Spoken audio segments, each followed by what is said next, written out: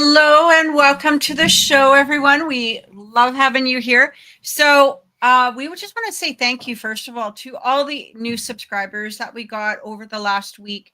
We truly appreciate you supporting us, you being here for us, watching the show, sharing the show, liking the show. Thank you so much to all of you, and we truly appreciate it. We just want to quickly reintroduce ourselves for those of you that are new to the show. And unfortunately, Trevor wasn't able to join us last week, so we'd like you to meet him as well. So my name is Cathryn. I am a psychic intuitive. I used to be a paranormal investigator, and for quite a few years, I was a paranormal investigator, and now I am, I have my own website doing readings, and I do consultations with people, paranormal groups around the world to help them with some of their issues as well. So, Lynda, introduce yourself. Let us know who you are. Well, I'm Lynda Carino. I am the founder and director of the Georgina Paranormal Society. I've been a paranormal investigator for about 44 years, which is a long time. I was on a few seasons of Paranormal Survivor, which I'm sure all of you have seen on the television. And I am in the beautiful province of Ontario, Canada. Trevor. Oh yeah, I just wanted to say I'm in Edmonton, Alberta, Canada. So yes. I'm Trevor Palmer. I am a co-founder and executive director for Western Idaho Paranormal down near beautiful Boise, Idaho, in the U.S. I'm not Canadian. Sorry, nobody's perfect. So I do the best I can. So yeah, I'm also a paranormal investigator. And I'm a professional firefighter. I do that on the side for my ghost hunting whenever I have time, to make money. Yeah. To rescue people and make money. Yeah, it's ghost hunting, firefighting. You got to make decisions, right? So priorities. So, but yeah, been paranormal investigator for about probably 10, 12 years now. Yeah, I'm a family man, got 6 kids. Most of them are adults, but they all still live in my house for some reason. Yeah, that's kind of me in a nutshell. So I don't know how you're not insane with Oh, I am. I'm absolutely it's quite honest. I'm that crazy. You have no idea. I have 3 of them, and sometimes I wonder if I'm sane. So I know I'm not. So you don't need to answer that one. That was okay. So yeah. So this week's topic. I'm actually looking forward to this. This is going to be interesting.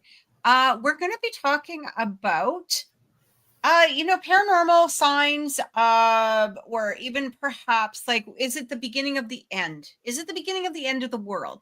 Like we've been seeing online a lot of these, you see a lot of videos and references to, especially the last year or two. It's been very, very prevalent, all over social media, TikTok, whatever. And yeah, I thought, well, you actually brought this to our topic, Trevor. I think it's brilliant. I think it's wonderful. So yeah. Well, yeah. I mean, it's been talked about here and there. I mean, scrolling through different TikTok feeds and Facebook feeds and things like that, and I a lot of it is just interesting when you start looking at things that were like prophesied in the Bible versus or things that people just general belief. I think every religion that's out there has their version of the end of the world and what that might look like, and it's very subjective, but it's also there's different things that kind of correlate with each other as well. Things like mass destruction, the increase in natural disasters and wars and things like that. And when we look at what's going on in the world today, even with the war that just broke out between was on the 25th. Now I can't think of which 2 countries just started at it. But it's kind of a head scratcher, and it's kind of like, huh, is this just a coincidence, or are we starting to see some of these prophecies coming true? So just before the show, you and I were actually talking about this, and some of the prophecies or some of the predictions actually came from the book of Daniel, which was written like 2,500 years ago. And Mm-hmm. I found this really interesting. So there were 735 predictions made. 596 have already occurred. Yeah, it's crazy. So right there, you're kind of like, you know, it definitely makes you think.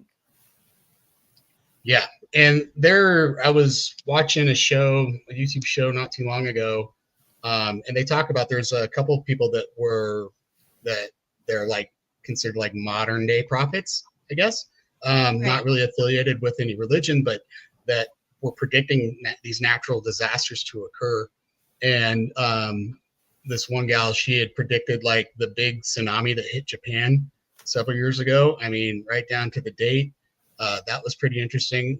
They had recently predicted something that was going to happen in July, and I can't remember the date, but then they just had that other tsunami that hit Alaska, I guess. So the big earthquake and whatnot. So I mean, it's really interesting, if they're just getting lucky or what's going on here. So, but I mean, we know that people have special gifts, right? Not everybody has a gift of like foresight or being able to communicate with spirits and things like that, but those gifts exist, and they've existed since biblical times. So who knows? Yeah, one never knows. I mean, and then of course, aside from the biblical prophecies, you've got people like, the blind Bulgarian lady, whatever, Baba Vanga or whatever her name is. Mm-hmm. And then of course you've got Nostradamus, and there's so many shows out there that are focused on Nostradamus and his prophecies. Nostradamus. Mm-hmm. Like Yeah, that's a big one. Yeah, Nostradamus. Crazy. So, I mean, you've got, the biblical, and then you've got the not so biblical. But I mean, raised as a Catholic, I was raised Roman Catholic. We were always taught in school that, the end of the world is something that we would never know about. Nobody would ever tell us when the end of the world is going to happen.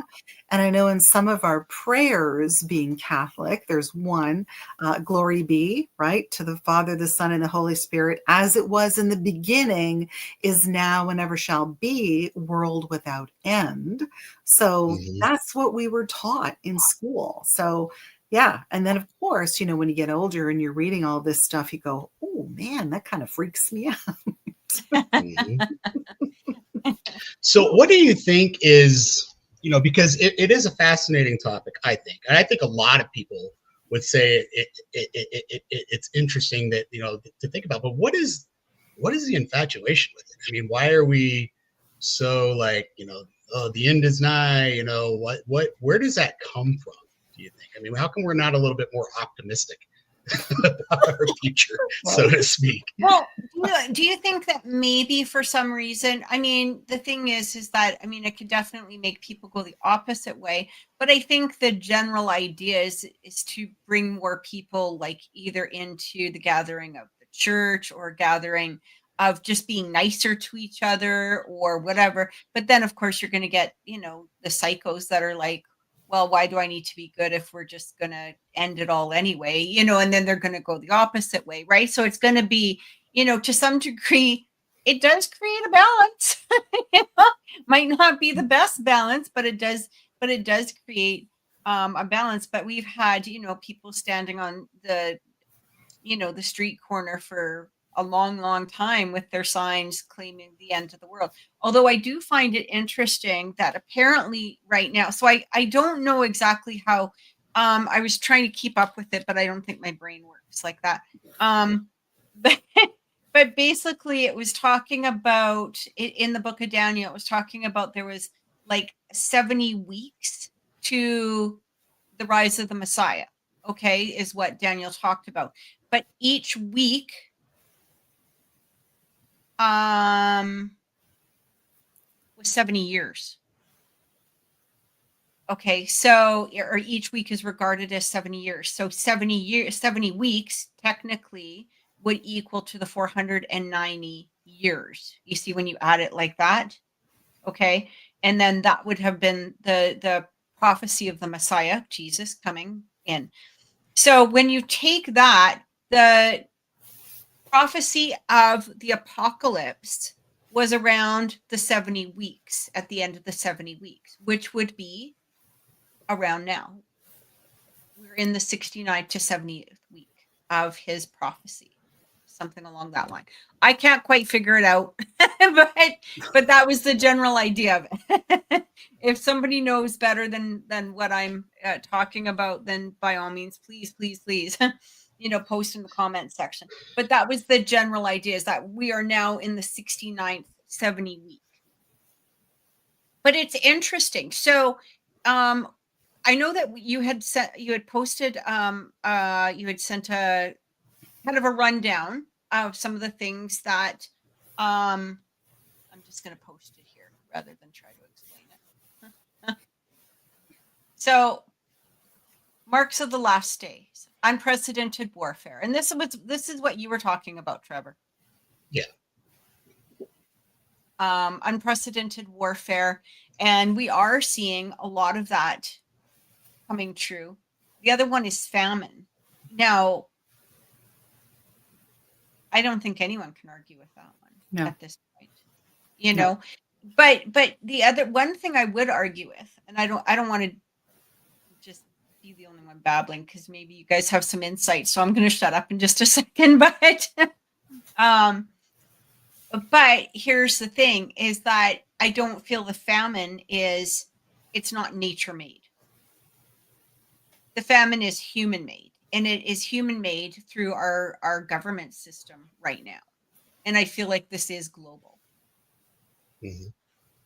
It's not, if you look at Canada, for instance, I mean, we're sending billions and billions and billions and billions, and let's continue the billions and billions and billions to foreign nations and our own people. I have people at my freaking front yard that are trying to set up camp because they're starving. So that's not that has nothing to do with nature. That doesn't have to do that's pure 100% human right there, of greed and maybe stupidity. So right, but we're seeing that globally. So if something like famine, I mean, if it's not, does it matter if it's coming where it's coming from? And I don't think it does. I actually think it's more profound at the fact that it's coming from human, because the world is always going to supply us with what we need. It always is going to create what it is that we are needing to sustain the earth. It's going to sustain itself in some way. So the rest of this is just pure greed. Well, and who's to say it's a physical famine? You know, perhaps it's more of a famine of truth, or a famine of, a spiritual type famine, right? Right. We look at, like, when we look at, for example, the news over the last several years, when we talk about, one news channel is going to say this and another news channel is going to say that, and this person says this is what is right, and this person over here is saying this was right, and everybody in between is like, I don't know which way to go. I don't know what's going on here.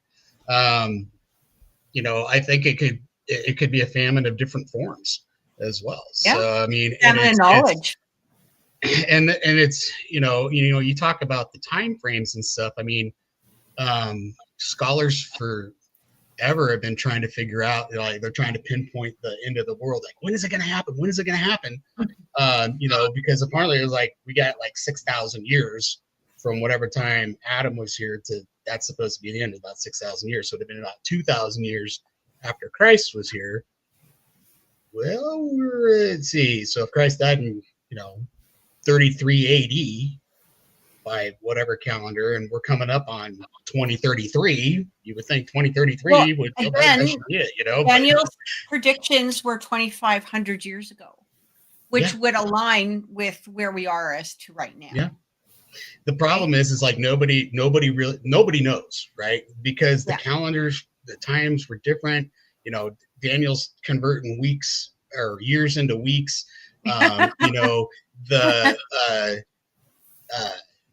Trying to think of how it was talked about in Genesis. Oh, in Genesis it was days, right?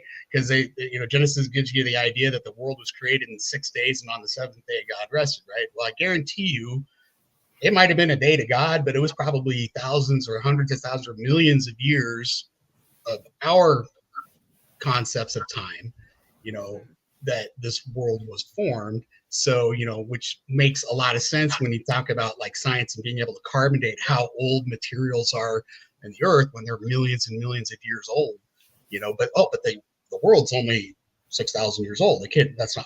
It's the whole, and that's why it gets so weird. And so, when we talk about, when Christ talks about his coming back, he talks about how it's going to be like a thief in the night. You are not going to know until it's happened. And, hopefully, I hope it's like that. It's just that you wake up one day and like, oh, it's all changed. But I think it's going to be a little bit more dramatic than that, leading up to it. It's very interesting. And that's the hard part about it is, Kathy, you and I were kind of talking about it before the show. These people who lived 2,500 years ago, that were trying to describe what they were seeing in the future. I think about I think about my grandparents, just my grandparents. They died well before the internet, well before we had cell phones or anything like that. If I was being able to go back in time and show them my cell phone, how would they describe that to their friends? Yeah. How do you describe technology from, things that you've never even imagined or dreamed about with, it's a computer in your pocket. I mean, but they don't even know what a computer is. Yeah. They don't even know what that is. Right. So, let alone, trying to predict wars and things like that, and seeing jets flying over and dropping bombs and tanks and guns and things like that didn't exist even in the imagination of these people. So trying to piece together what they were seeing and trying to understand that that's why it's extremely subjective, but I do think there are some things that are less subjective, things about like the natural disasters and things like that, that I think will be hopefully a little bit more prominent to So a lot of people are going to chalk up the natural disasters, obviously, to climate change, and that's where it's going to be left. Like, oh, it's climate change, so we have to pay a tax. Mm-hmm. Apparently because that fixes everything. And who's to say, that wasn't part of that wasn't part of the design altogether, right? I definitely believe in climate change. I think I think, in my opinion, that we as human beings have a little bit less to do with it than we like to think. I think it's more of a natural occurrence. It's been shown, science has been able to show like Earth has gone through really hot periods. The Earth has gone through really cold periods. Well, even the dinosaur era, right? I still very much believe in taking care of our world, and I want to have clean air and clean water and things like that. But when you look at like the things that we've done to try to curb climate change over even the last 50 to 70 years with emission controls and going to green energy and all this stuff, but none of it works because the climate seems to just keep going, chugging along and changing. You got to wonder if it's like, all right, is Earth on its own little clock, right? So Who knows? But you are right. I think it's got a lot to do with some of the stuff that we see, the disasters that we see for sure. That the weather change, the climate change affecting everything from the polar ice caps dumping more water into what is that movie? The one where the ice age comes back to the world. Shoot, there's a bunch of like end of the world Land movies that Before are Time? great. No, this one that was a cartoon about dinosaurs. Oh yeah, my wife just told me it's called The Day After Tomorrow. Oh, okay. About when Like it the talks Land about all the Before polar Time. ice caps melting and stuff, the land before time. But actually, Kathy, you brought up another thing that I was also thinking about. It's like, if the world was to quote unquote end, I don't know that the world would actually end. I think it would end for us. I think our time might be done because it's happened before, right? Look what happened to the dinosaurs. They had their own world end, right? But the world kept on chugging along. It just may be without us. I don't know. So who knows? Well, you can think about it like so the dinosaurs, they had their time, and then things evolved, right? And, humans came out of something to do with that. And so we don't know what would be the next evolution, because there would be some sort of intelligent creature that would, rise from that, but we just don't know what exactly it was. I mean, back in the dinosaur day, apparently it was like velociraptors were supposed to be absolutely brilliant. You know what I mean? Like, we don't know what the next evolution would be. So I think you're right on that. Lynda, you're so quiet. What do you have to say? So quiet. Well, I mean, if you're looking at dinosaurs, there are other things. For example, there's always leftovers, right? So you look at some of the birds, Sure. for example. Birds are dinosaurs, really. Descendants, apparently, of the dinosaurs, some of them. So who knows? I mean, there could be little offshoots. But I mean, okay, so if we look at all of this stuff, there's always going to be something that's going to contradict what somebody else has said or what somebody else has said. So, you've got, for example, you've got all of these people that are saying, okay, so the earth is going to end, or civilization as we know it is going to end, let's say, X number of years from now. But then, for all of those people, you've got the ones that are posting, well, listen, I have been visited by extraterrestrials. I've been visited by the Pleiadians or whatever they're called. Right. You're telling me that X, Y, and Z. So you've always got that, of course, lurking in the background. You've got those videos from Area 51 that apparently are now surfacing of people who were interviewing aliens in the 1960s and what they were saying about what our future is going to be like. And then you've got the time travelers who are also posting all over social media saying, well, I am from the year 5322, and this is what it's going to be like then. So you've always got all of those little things that are going to challenge you, challenge your belief systems, challenge whatever is out there for you to actually consume, right? So I'm with you, Trevor. It's like, I don't know. I mean, who knows? I don't think I want to know. And besides, some people are even saying that, yes, the world actually did end in, what was it, 2021 or whatever the hell it is. 2012. That's 2012. it. That's Yeah. right. So everything kind of changed. So we didn't actually feel anything. We just kind of traveled into another form of existence. And so, there's always and they use that to explain the Mandela theory, or the Mandela incident. The Mandela effect. Yeah.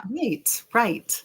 So I just think it's so fascinating, because for every person that says, no, definitively, this is what it is, and all of these prophecies have come true, so the next one is ABC, there's always going to be something else that's going to challenge, the way that you look at things. Because often some people who are the prognosticators out there, they really screw up. I mean, they really screw up. So again, you take everything with a grain of salt. That's sort of how I look at it. So let's look at the second or the third one here. We got pestilence. So, it's interesting because obviously we just went through, COVID a few years ago. Mm-hmm. And I think that really sort of started really triggering people into, believing like the end of times. And now, what is there? Bird flu and this flu and donkey flu. And I don't know what the fuck else there is, sorry, but, I know in Alberta right now, people are like, it's the measles. Like we've got the highest, we actually have more measles cases apparently than all of the United States. But when you think, but they're actually, it's good. Canada's beating us with something. Yeah. I'm just but the thing is that what they've done is that when they're counting the measles cases, they've put them all like the people that have had the measles, like they're taking it all like, oh, you had the measles 6 months ago, then we're going to put you on a list. You're on the list of measles cases. So there's actually only like maybe 12 to 18 cases active in the province. But according to, the people that are like losing their mind and having to, be drama, it's like, we got 2,000 cases, blah. So they're making it sound like an entire neighborhood is full of the measles, which is not the case.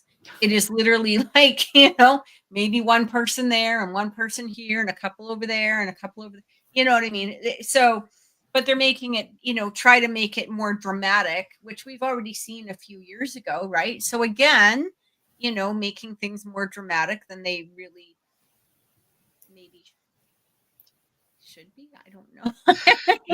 and that's the thing, because they talk about the widespread disease and things like that and the pestilence and whatnot. But look at the time when it was the Black Plague, that was plaguing the world, and then it was the Spanish flu, right? Even 70s and 80s it was AIDS, so yeah. 2010 it's was one of those things, not H1N1. H1N1. Yeah. Swine flu, bird flu. H1N1. I remember with H1N1, so many people were so sick, and they didn't turn it into like what we just recently went through. But I remember having H1N1, and I was out. I should have probably been in the hospital, but I refused. They pumped me full of antibiotics, and what was that? I can't remember the name of it now, but yeah, I was on a lot. You know what I mean? And I just toughed it out. But I was sick for an entire month easily. And, I remember there was a lot of people that passed away from H1N1. A lot. Mm-hmm. Yeah. Yeah. But, but that was like 15 years ago. So, like we go through, like you were saying, the plague, Black Plague, swine, like we go through this. Yeah. So what it was that one of those signs? Were any of those the sign that he's talking about? Is it something to come? Is it coming up? Yeah, exactly. It's and that's where we get into people start freaking out about it's the end. It's the end. And okay, even if it is the end, oh well, okay. Well, there's nothing we're gonna do about it. So don't worry about it. Just live your life. It's fine. Right. Yeah, increase in lawlessness. I can see that definitely being on the rise lately, but we've had that also in the past as well, but in our time, yeah, it's a pretty that's happening. Which one is that? That is increase. Oh yeah. Increasing lawlessness. Yeah, and you are seeing that definitely more and more. Absolutely now. And there's also, I don't know if it's on here. Let me just look, because if I'm not gonna, I don't need to talk about it now. No, it looks like, I think this is good. I can talk about it. It is the lack of respect towards fellow humans, right? Like I was saying, like, you pretty much can look outside and like, I mean, thankfully they're not on my front lawn, but like this, I live in a very private, quiet neighborhood. I've been blessed with that. However, lately you see the shopping cart going down the street and them looking into cars and looking around, and then we wake up with like broken windows and slashed tires and loss of personal property, whereas this was a neighborhood that we never really had to worry about that before. Well, but I also I live across from a park, and where they're starting to set up tents, right? And we've had some people finding people in their backyards, just setting up like as if they've moved into the backyard. Like it's insanity, right? Like, no, well, and even down here, when you look at like some of the major cities like Portland and San Francisco, Seattle, that actually set up places for people to go do drugs. We have that here. We have that here, Trevor. And I think that it's not. And I mean, there's always been needles. We give them the needles. Yeah, there's always been that lawlessness out there, but I think what we're looking at now is where it's actually being promoted by our own governments. That one, I think that is definitely a prophecy that is coming true in our time, where we're seeing it, where it's not just run of the mill lawlessness that's been out there, but it's actually being perpetuated by those who are supposed to be enforcing the law. So in BC, they are actually the street drugs like fentanyl, meth, etc. Those are actually not. I don't remember exactly how they phrase it, but basically they're okay. So you only have this much fentanyl in your pocket. Okay, that's fine. You only have this much meth. You only have this. Oh, that's okay. Do you need a needle? Okay, here you go. Did you want to do it on the street, or do you want to do it here? Oh, do we need some Narcan? Should we be prepared? Like, it's insanity. It's insanity. Well, and I also think that we're going to be looking at so a lot of these prophecies that you've had up there and how much they're going to correlate with I think that the gold standard for the end of the world prophecy comes from Revelations, as far as Christianity goes, and how much the prophecies of the previous prophets correlate with what John saw, because when we have times of like mass destruction, right? Even look at like the small versions of destruction, like when we have with those riots, the protests and the riots and things like that. Yeah. But on a wide scale, right, where law is basically thrown out the window and it's everybody for themselves. I think that might be something as well that would be looking at. So, exactly. That's why they talk about emergency preparedness. People, be prepared. What do you think, Lynda? What's on your mind with that? I don't know. I mean, I keep thinking about what was it? That movie with Michael J. Fox. Remember the where it was all lawlessness and Back to the Future. Back to the Future 2. Oh, okay. Yeah, you remember that, right? It was like, oh my gosh, I'm back home and everybody's fighting and there's no law. It's the Wild West. Oh yeah, and when because he goes back and the city that he lives in is just an absolute chaos, right? Yeah. Mm-hmm. So I mean, there's that whole thing as well. So yeah, I think you're right. But I mean, Trevor, when you talk about like that whole thing about the book of Revelations, I remember even as a kid thinking, well, I've been taught that the world doesn't end, but then you've got the book of Revelation and you talk about, the horsemen, right, of the apocalypse. And there have been incredible pictures circulating online that have not been doctored, where people believe that they've actually seen them or experienced them or had glimpses of them. So that, the world is definitely in decline. and B, yeah, something's going to happen. But then I'm reminded of that great song, it's the end of the world as we know it. I've been like singing that to myself all day in preparation for this show, just so you know. Right? When you think about that, it makes total sense, because perhaps it's the end of the world as we know it, but the beginning of a new world that we don't know yet. And we are sort of like emerging from this little cocoon. And the hardest thing is change. So when everybody around us is going kablooey and, things are toppling, society is not the way it was. There's a lot of lawlessness going on. People are confused. But when things are toppling and we're not looking at things the way that we used to, because there's a lot of untruths and there's a whole lot of stuff on that list that's going on, something's got to give. So I keep thinking, well, maybe that's exactly what it is. It's the end of the world as we know it, but the beginning of another world that might actually be better. Doesn't actually Revelations kind of talk about that? Like, it's not so much it's basically those that didn't believe, are thrown into the fiery pit of hell, kind of.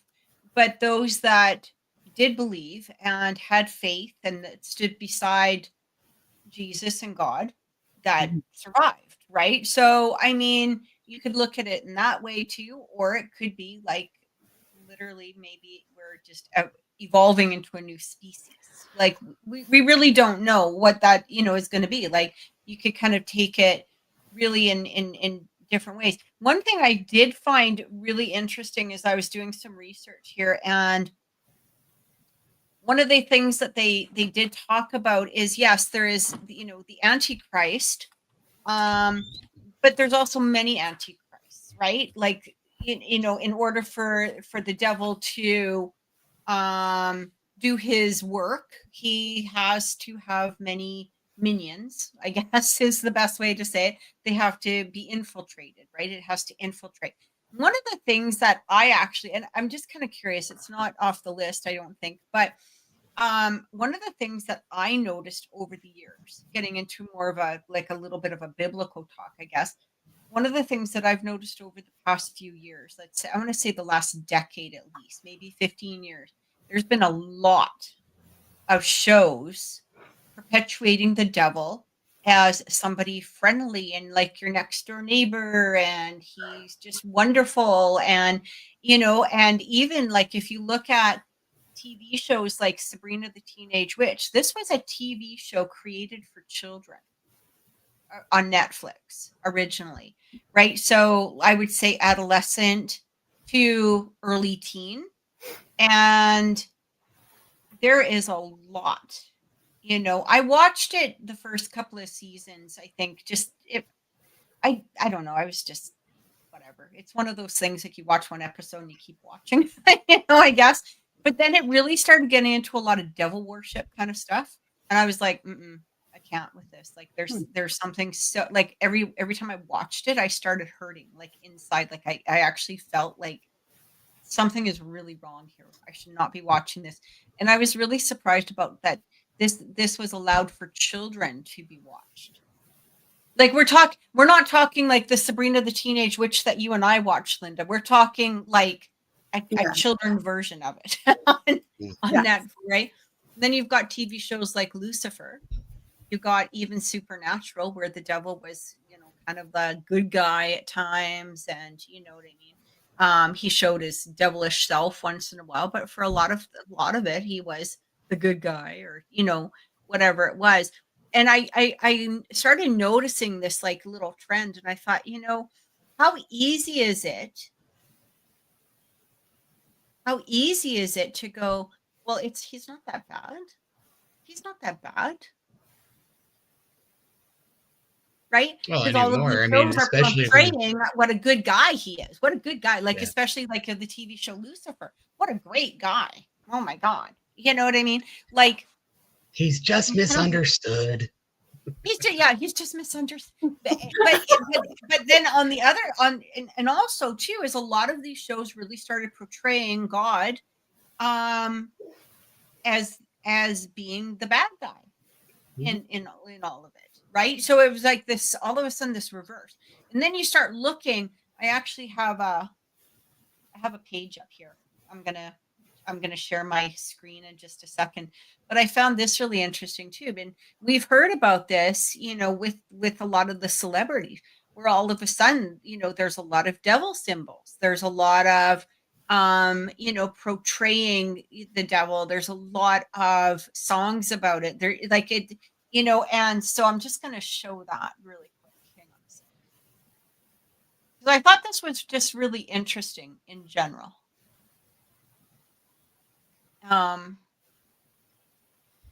Okay, so you guys can see that, right? Yes. Mm-hmm. Okay. So what is this? Yeah, so it basically is, satanic celebrities. These stars were accused of performing devil rituals and stuff like that. So one of them was this Ice Spice, making satanic gestures apparently on stage. This one here is Madonna. Well, we've always known she's a little off, but that's okay. It's what it is. Yeah. But Little Nas X, yeah. And, and again, but the thing is that a lot of these stars have also, besides maybe Madonna, but, rose up really, really quickly. Really Right. quickly in a lot of their genres, right? Doja Cat, Sam Smith. Now that's just a diabolical nightmare. I don't even know what to think about that one. But well, I don't know about Ozzy, but Lady Gaga, Taylor Swift even, right, has been, accused of this. There's been quite a few over the years. And then when you watch some of the performances, they are performing with some satanic gestures and behaviors. And especially the Sam Smith guy, you kind of look at that and you go, I don't even know what I just watched.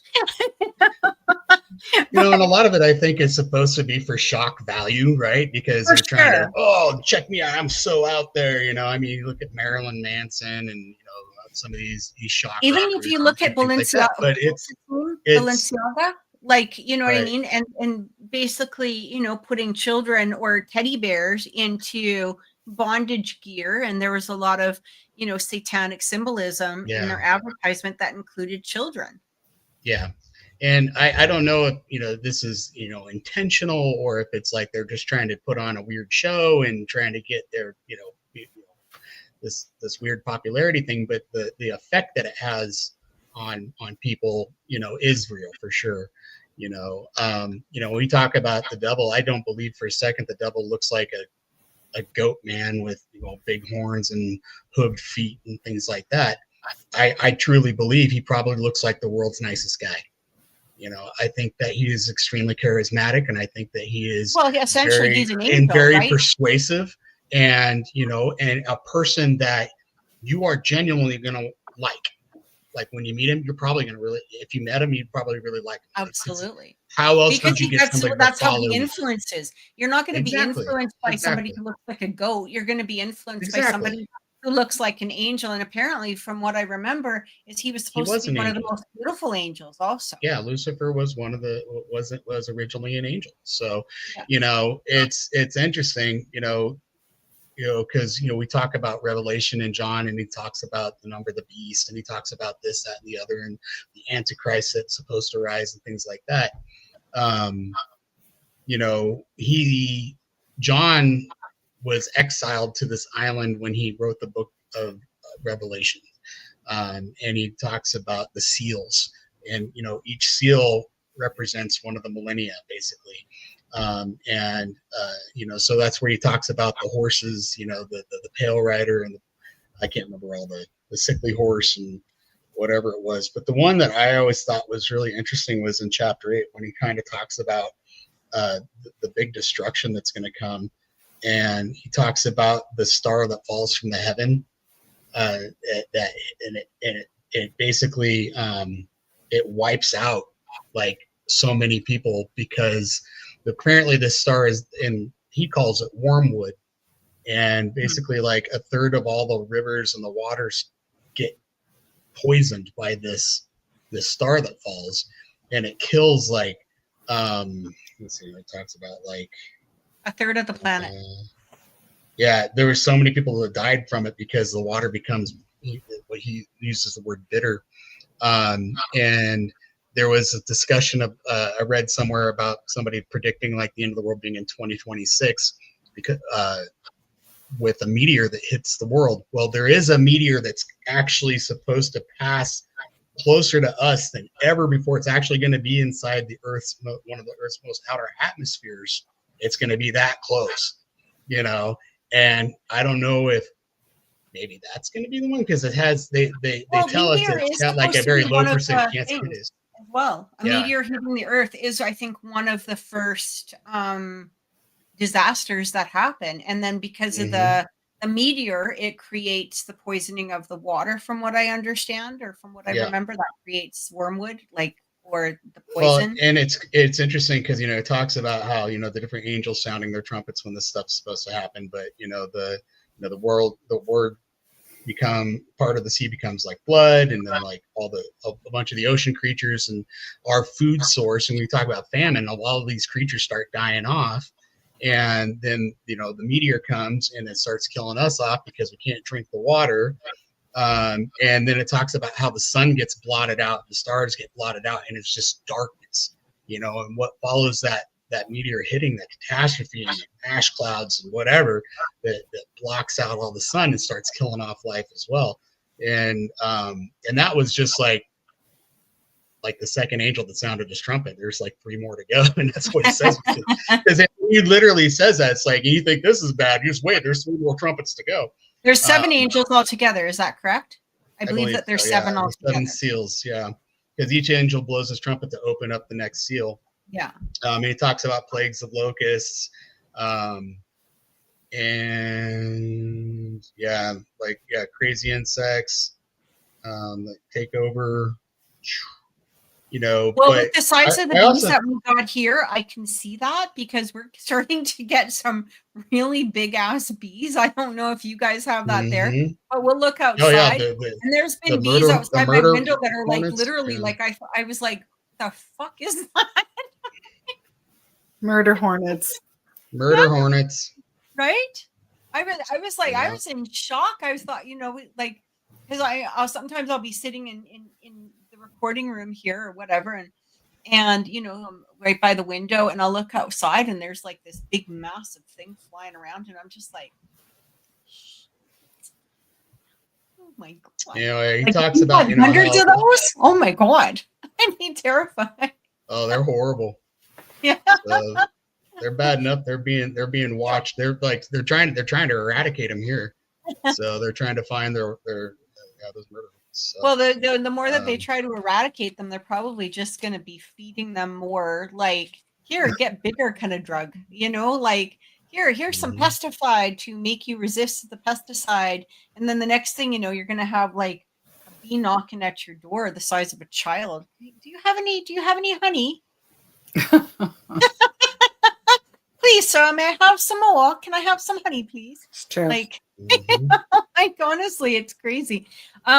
One of the things I found really interesting, so they talk about, of course, the Antichrist, but they also talk about 2 witnesses, and nobody knows who these 2 witnesses are.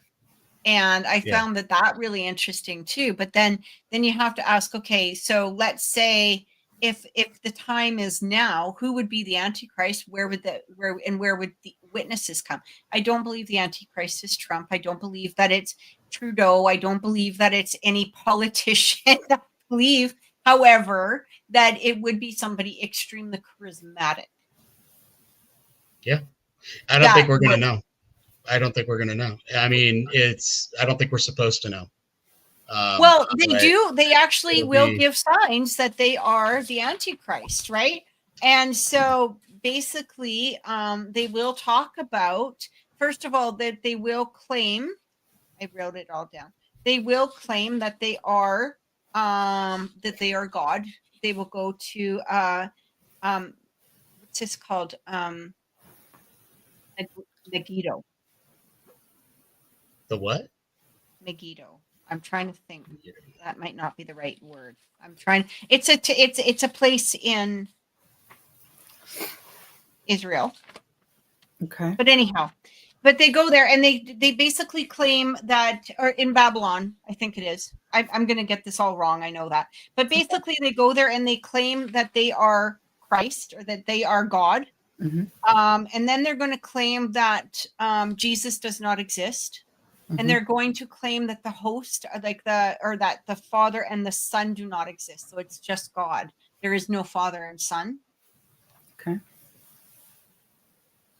So this is and this and kind of along that where you talk about how it may not just be any one person, but I mean, you look at how Christianity has been kind of trampled upon over the years. That's another of the signs. Sorry. Right, and it is, but I mean, where is that coming from? Where is that belief system coming from? They're saying the leader. So it was the leader. Sorry, I don't mean to interrupt, but that was another one of the signs, is that when the leaders of the Christianity are basically like not following the Bible, or they're not following, Christian beliefs, right?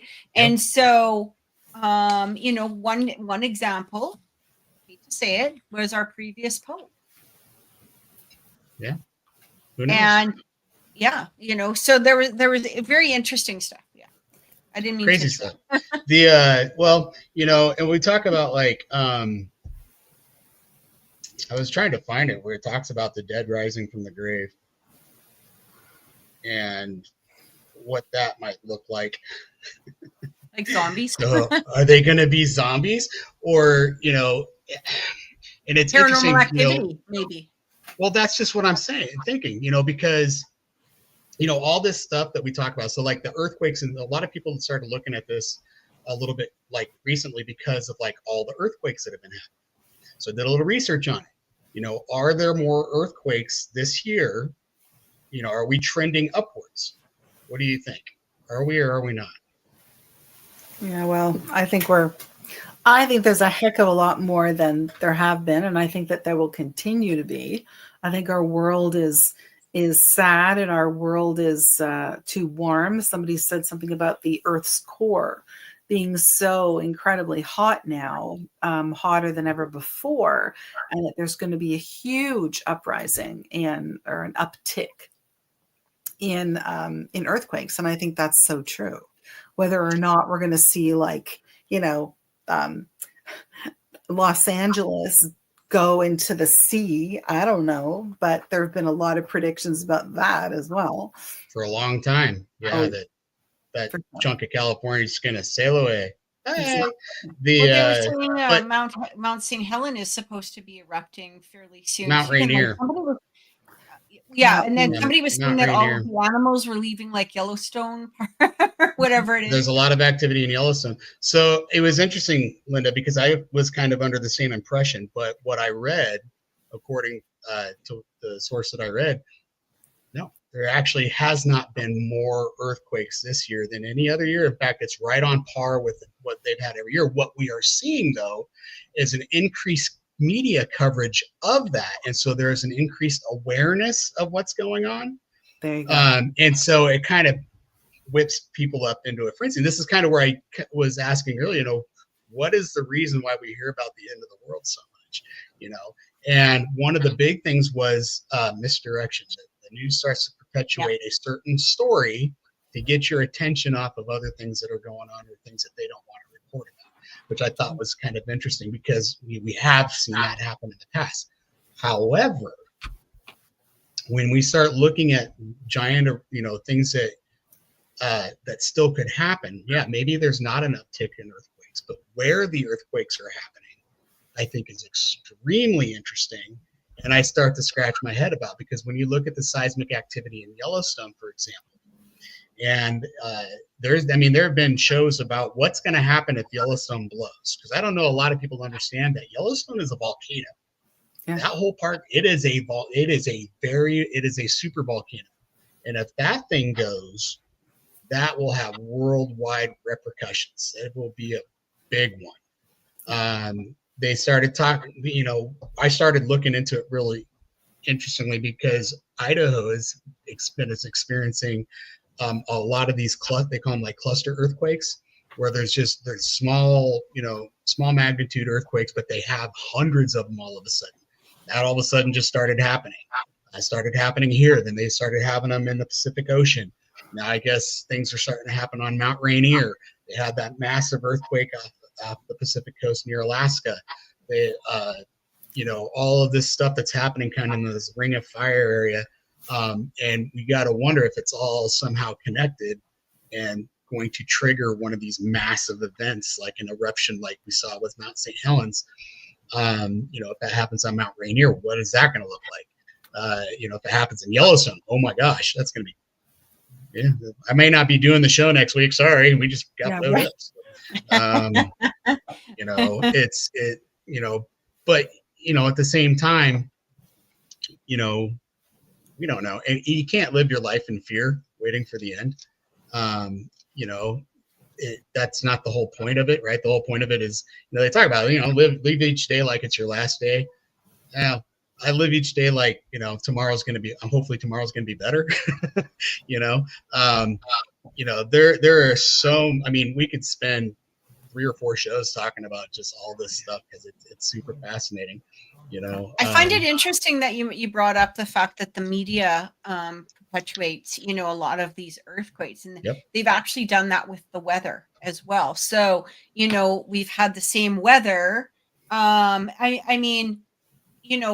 Here's the interesting thing is where I am, usually July and August are quite hot, like where, we're sitting there on, like, we don't have air conditioning here. Well, some people do, but not the older homes, a lot of them. And, we're sitting here in the summer, it'll be like, you're just dripping sweat. You got 10 fans on you. We haven't had to do that this year. Like, it has been rainy and freaking miserable and windy. And we're just like, okay, we want a summer. Hello. We're ready for summer any day now. But it's funny because when come to Idaho, then you can have mine. Yeah. When you look at the weather map, right? They still have it in bright, like blazing red. Oh my God, it's going to be like 24 degrees. Wow, everything's on fire. And you look at that 24 degrees like 5-6 years ago. It's the same damn thing, right? But they're creating the scenario of fear. Yeah. Well, look at, it doesn't matter. So anytime something sensational happens, you're going to see it happen a lot all of a sudden. So I don't care if it's an earthquake. I don't care if it's a massive fire in a big building or if it's a plane crash. Once something like that happens that makes the news and people start watching it, they have these algorithms. They say, oh, people are really interested in plane crash stories. So guess what? We're going to go find. Yeah. We're going to find all these plane crashes for you to look at. And then it's going to make it seem like there's all of a sudden all these things are bad or happening. It's like celebrity deaths, right? Like all of a sudden, there's all of this and that. And you're right. Like it's one thing after the next. Well, when we talk about like the prophecy of like the dead rising from the grave and stuff like that, and over the last decade, 15, 20 years, what have we seen more of? The promotion of paranormal activity. Exactly. Right? Yeah. That has come up. And so, is it something it's happening more, or is it something that we're becoming more aware of? There are these things happening, people coming back from the dead and talking to us now, and, these kooky ghost hunters. And, it's hard. That's the hard part about it, right? That's where it becomes so subjective as to what's going on. I think there is a very real thing that's going to change humanity forever that will happen, whether it wipes us off the earth and jerk continues on, or if God comes back to rule us all and we all get raptured up into heaven. It's hard to say, but it is fascinating to see like all these things that were written thousands of years ago, how it's coming true, and maybe not even once, but over and over and over again. Yeah. Yeah. Right. It is. It's very well. It's the end of the show, guys. As we know It's it. the end of the world as we know it. As we know it. But we Or will the be end of the back. week. We will be here. We will return. We will evolve next week into Something.